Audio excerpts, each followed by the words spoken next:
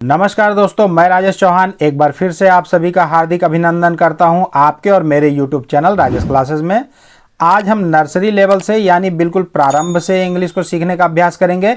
एक बार बेसिक मजबूत हो गया तो इंग्लिश के छोटे छोटे नियमों को जानना और समझना बहुत ही आसान हो जाता है और आगे चलकर किसी भी लेवल पर कोई भी कन्फ्यूजन नहीं रहता कि जब के से क होता ही है तो सी से क क्यों पढ़ते हैं, या फिर जब डबल ई से बड़ी ई की मात्रा होती ही है तो फिर आई या वाई से बड़ी ई क्यों लिखते हैं। सारे सवालों का जवाब आज की क्लास में मिलने वाला है और ये वीडियो न सिर्फ KG1 और KG2 वाले बच्चों के लिए बल्कि 10वीं 12वीं तक के स्टूडेंट के लिए बहुत ही इंपॉर्टेंट होने वाली है।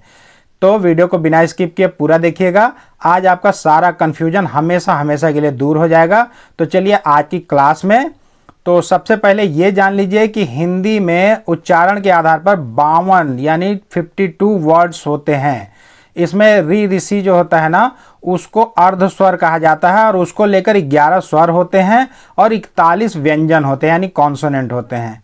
एक चीज़ ध्यान रखिएगा कि जो अंग और आहा होता है ना उसको पारंपरिक हिंदी में स्वर के रूप में माना गया है क्योंकि इन दोनों मात्राओं का उपयोग संस्कृत भाषा में बहुतायत में किया जाता है, जो कि मानक हिंदी में अंग और आहा को व्यंजन के रूप में गिना जाता है। इसीलिए हम 11 स्वर अब कह रहे हैं ना, पहले 13 हुआ करते थे। तो अब बात करते हैं इंग्लिश के स्वर व्यंजन यानी वॉवल्स और कॉन्सोनेंट्स की। तो रोमन अल्फ़ाबेट के कुल 26 लेटर्स में से 5 लेटर्स A-E-I-O-U उसको स्वर यानी वॉवल्स कहा जाता है, जबकि जो बाकी के 21 लेटर्स होते हैं उन्हें व्यंजन यानी कॉन्सोनेंट्स कहा जाता है। इसमें भी 2 अक्षरों W और Y उसको अर्ध स्वर यानी सेमी वॉवल्स कहा जाता है, क्योंकि इन लेटर्स का उपयोग वॉवल्स और कॉन्सोनेंट्स दोनों रूपों में किया जाता है। यहाँ क्लियर है। अब चलिए इन सब अक्षरों के हिंदी इंग्लिश मतलब को जानते हैं। तो स्वर स्वर मतलब होता है वाउअल्स। इसका जो प्रोनाउंसिएशन है वाउअल्स। इंग्लिश अल्फ़ाबेट में A-E-I-O-U को स्वर कहा गया है, यानी कि इनका उपयोग मात्राओं के रूप में किया जाता है। इंग्लिश का कोई भी वर्ड बनाना होता है ना तो यही 5 जो लेटर्स हैं इन्हीं के मदद से मात्राएं बनती हैं। जैसे हिंदी में अ आ ई ई ये सब मात्राएं होती हैं ना 13, तो इंग्लिश में A-E-I-O-U। अब हिंदी को अंग्रेजी में कैसे लिखते हैं? ए के लिए छोटा आ जो होता है हिंदी में उसके लिए ए लिखते हैं ना। फिर डबल ए से बड़ा आ की मात्रा होती है, ये बड़ा आ की मात्रा। जो अ है ना उसका कोई मात्रा नहीं होता है। ये सभी अक्षरों में जितने भी व्यंजन है ना उसमें ऑटोमेटिक छुपा रहता है अंदर में ही। क में अ छुपा हुआ है ना, ख तो ख में अ छुपा हुआ है, मतलब मिक्स रहता है, इसलिए इसका कोई मात्रा नहीं होता। ये कोई भी आधा अक्षर रहता है क तो आधा क रहेगा, इसमें ए जोड़ेंगे ना तो पूरा क हो जाता है। ठीक, तो डबल ए से बड़ा आ, फिर आई से छोटी ई की मात्रा, फिर डबल ई से बड़ी की मात्रा कहलाती है ना। उसके बाद यू लेटर का उपयोग छोटा ऊ की मात्रा ऐसे उसका उपयोग किया जाता है। फिर डबल ओ से बड़ा ऊ की मात्रा इस्तेमाल किया जाता है। फिर ई जो ई लेटर है ना उसको ए के लिए, हिंदी के जो अक्षर ए है ना उसके लिए ई का उपयोग किया जाता है, उसका ये मात्रा है। और आई जो है ना ये 2 लेटर से आई की मात्रा बनती है, ए आई से आई। ठीक, फिर आगे है ओ से ओ की ही मात्रा होती है। ठीक, फिर AU से औ की मात्रा, एक डंडी नीचे 2 ऊपर, औ की मात्रा। फिर अंग के लिए एन भी लगता है और एम से भी अंग बोला जाता है ना। क्यों बोला जाता है इसको मैं बाद में बताऊंगा।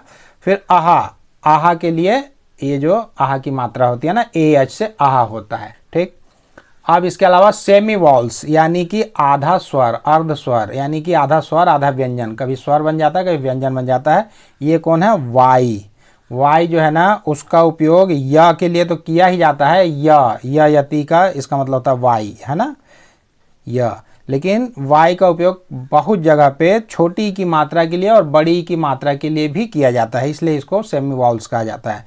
इसी प्रकार जो हिंदी में री ऋषि होता है ना वो भी जो है अर्ध स्वर कहलाता है। ये स्वर भी है और व्यंजन भी। जैसे गृह, तो ये जो र का मात्रा लगा हुआ ना र का, वृक्ष, तो ये री ऋषि के लिए उपयोग किया जाता है। ठीक ना। जैसे अब ये उदाहरण देख लीजिए, मिथ MYTH, इसमें वाई का जो है उपयोग जो है ना वो छोटी की मात्रा के लिए किया जाता है, मिथ। ठीक, या फिर सिस्टम, यहाँ पे है ना SYSTEM सिस्टम, यहाँ पे भी छोटी की मात्रा के लिए इस वाई का उपयोग किया गया है, मतलब वाउल्स के रूप में, सेमी वाउल्स के रूप में। और बड़ी ई में ये देखिए LADY लेडी, तो ये बड़ी की मात्रा के रूप में इसका इस्तेमाल किया गया है। फिर वेरी, वेरी में भी VERY वेरी, बड़ी की मात्रा। क्लियर है? तो कब लगता है छोटी कब बड़ी? जब भी किसी वर्ड के अंतिम में अगर वाई देखेंगे ना तो इसका मतलब होता है बड़ी की मात्रा, और बीच में यदि कहीं पे है तो उसको छोटी की मात्रा। ठीक ना? अब जो है ये अंग और आहा के बारे में जान लेते हैं। ठीक ना? अंग, अंग की मात्रा जो है इसको हम इंग्लिश के अक्षर यन से भी लिखते हैं और यम से भी लिखते हैं। इसका कारण क्या है? कई जगह हम इसको न से उच्चारित करते हैं, कई जगह म से होता है। जैसे चंदन, चंदन में चंदन, यहाँ पे न उच्चारित हो रहा ना, ध्वनि, न की ध्वनि निकल रही। वहीं पे चंबल, यहाँ पे म निकल रहा, लेकिन बिंदी दोनों का एक ही है। ठीक, तो इसी तरह से और सारे उदाहरण हैं। चंचल, चंदा, धंधा, फंदा, गंदा, दंगल, गेंद, गंगा, इन सभी में न ध्वनि निकली ना। इसी तरह से आप और भी बना सकते हैं, और यदि आपको दिमाग में कुछ आ रहा होगा तो कमेंट में जरूर लिखिएगा कि अंग की मात्रा से और न कैसे निकलता है। इसी तरह चंबल के अलावा कंबल, संपत्ति, गंभीर, तंबू, नंबर, दंपति, चुंबक, खंभा, इसमें सब में म, इस अंग की बिंदु के लिए म ध्वनि निकली। ठीक ना? तो अब समझ में आ गया कि अंग जो है ना यन से भी और यम से भी बनता है। तो स्वर क्लियर है। अब व्यंजन को देख लेते हैं। ठीक ना? ये देखिए कॉन्सोनेंट, कॉन्सोनेंट मतलब होता है व्यंजन।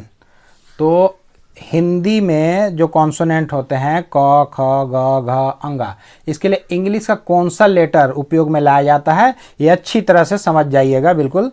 तो हिंदी में क अक्षर के लिए इंग्लिश का लेटर सी भी इस्तेमाल किया जाता है और के भी इस्तेमाल किया जाता है। सी से भी क होता है और के से भी क होता है, ये चीज़ ध्यान रखिएगा ना। लेकिन एक कंडीशन है, अगर सी के बाद ई या आई या वाई तीनों में से कोई भी एक लेटर देखेंगे ना तो वहाँ पे सी का स उच्चारण निकलेगा ना, बाकी जगहों पे क निकलेगा। ठीक, तो सी से और के से क, के एच से ख, ख खरगोश का जो है ना उसको इंग्लिश में के एच लिखते हैं, और ग से जी, जी से ग होता है। ठीक ना? लेकिन वही कंडीशन यहाँ पे भी, जी के बाद अगर ई या आई या वाई तीन में से कोई भी एक लेटर देखेंगे तो वहाँ पे जी से ज उच्चारित होगा ना, इसके अलावा कहीं भी जी से ग ही पढ़ते हैं। ठीक, फिर जी एच से घ और एन जी से अंगा, ये पढ़ा जाता है। फिर सी एच से च, चम्मच का सी एच उसके लिए लिखते हैं। ठीक, फिर सी डबल एच से छ, छतरी का, जे से जा, जे एच से झ झंडे का। ठीक, इया, वाई एन से इया होता है। फिर टी से ट टमाटर के लिए टी, अंग्रेजी के टी लेटर का इस्तेमाल किया जाता है। फिर टी एच से ठठेरे का, डी से ड, डी एच से ढ, और यन से अड़, ये जो अड़ के लिए अंग्रेजी का लेटर यन, इसको याद रखने की ज़रूरत है, बाकी सब तो मिलता जुलता है। ठीक, फिर आगे है त थ द ध न, इसके लिए भी यही ट ठ ड ढ अड़ वाला ही लेटर। देखिए टी से ट भी होता है, टी से त भी होता है, टी एच से ठ भी होता है और टी एच से थ भी होता है, डी से ड भी होता है और डी से द भी होता है, द। फिर डी एच से ढ भी होता है और डी एच से ध, धनुष का भी होता है, और एन के लिए न भी होता है और एन के लिए अड़ा भी होता है। ठीक, ये चीज़ ध्यान रखिएगा ना। फिर आगे पी से प, पतंग का, पी एच से भी फ फल का होता है और एफ से भी फ होता है, दोनों से होता है ना। उसके बाद ब के लिए बी लेटर इस्तेमाल किया जाता है। फिर बी एच से भ, ठीक, बी एच से भ, एम से म, सीधा सीधा। फिर आगे है वाई, जो वाई सेमी वाउल्स बताया था ना, वाई का व्यंजन के रूप में य या ती के लिए वाई लगता है। ठीक, आर से र, रस्सी का, एल से ल, लट्टू का। फिर वी से भी व वजन का होता है, डब्ल्यू से भी व होता है। ठीक ना, दोनों से व का मतलब निकलता है। फिर एस एच से श, जो शलजम होता है ना, शलजम वाला श, उसके लिए एस एच लगता है। ठीक, फिर षटकोण वाला स, तो उसके लिए भी ये SH ही लगता है। SH स सलजम का, स षटकोण का SH। लेकिन स सरोते वाला जो स होता है ना, उसके लिए सिर्फ S, ओनली S लगता है। ठीक, फिर H से ह हलवाई का। फिर इसको याद रखिए KSH से क्ष छत्री का। ठीक, KSH। अगर गौर करेंगे ना तो ये सारा चीज इसमें मिला था। जो क्ष होता है ना, क्ष, क भी है और श भी होता है, तो क्ष। ठीक, अब जैसे ये जो है ना पढ़े फ, तो उसमें पी या तो फ निकल रहा है ना, तो उसी तरह से इसका उच्चारण किया जाता है। फिर त्र से TR से त्र। ठीक, फिर ज्ञान, ज्ञान के लिए GY, ग या, है ना, ज्ञा हो गया। फिर इसके अलावा हिंदी में 3 व्यंजन और हैं। श्र जो है SHR से श्र होता है ना, जो श्री लिखते हैं ना, तो वहाँ पे SHR। ठीक, श्र। फिर ये जो अड़ है ना, अड़, इसको ड नहीं पढ़ेंगे, इसको अड़ पढ़ेंगे, अड़। तो उसके लिए इंग्लिश का D भी लिखा जाता है और R भी लिखा जाता है, दोनों चीज़ लिखा जाता है। जैसे घड़ी, अगर घड़ी लिखेंगे ना तो GHADI, ये घड़ी हो गया।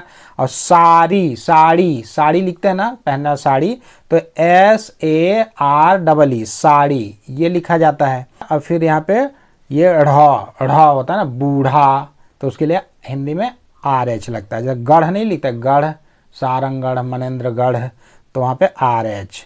ठीक, तो व्यंजन और स्वर समझ में आ गया, और इसको 2-3 बार और पढ़ लेंगे, समझ जाएंगे पूरी तरह से, ये अक्षर आपके दिमाग में घुस जाएगा। और आगे चल के जब भी आप रोमन हिंदी में लिखेंगे या हिंदी टू इंग्लिश बनाएंगे, तो इन अक्षरों के द्वारा आप बहुत ही आसानी से इंग्लिश पढ़ना, लिखना, बोलना और समझना सीख जाएंगे। बस इसको ज़हन में रखिएगा। बहुत सारे रूल्स हैं इंग्लिश के, वो आगे चल के और बताया जाएगा। तो उम्मीद करता हूँ आज का लेसन आपको बिल्कुल समझ में आ गया होगा। अगर नहीं आया तो एक बार फिर से इस वीडियो को देखिए, आपका पूरा कॉन्सेप्ट क्लियर हो जाएगा। तो इस वीडियो में आज के लिए बस इतना ही। यदि आज का लेसन आपके जीवन में जरा सा भी वैल्यू ऐड किया होगा तो कृपया वीडियो को लाइक करें, चैनल को सब्सक्राइब करें और बेल आइकन को प्रेस करके ऑल पर जरूर सेट कर लें, ताकि मैं जब भी इस तरह कोई वीडियो अपलोड करूँ तो उसका नोटिफिकेशन सबसे पहले आपको मिल सके। तो बहुत जल्द मिलते हैं एक और मजेदार और ज्ञानवर्धक वीडियो के साथ। तब तक के लिए आप लोग अपना ध्यान रखें, खुश रहें, मस्त रहें, स्वस्थ रहें। नमस्कार।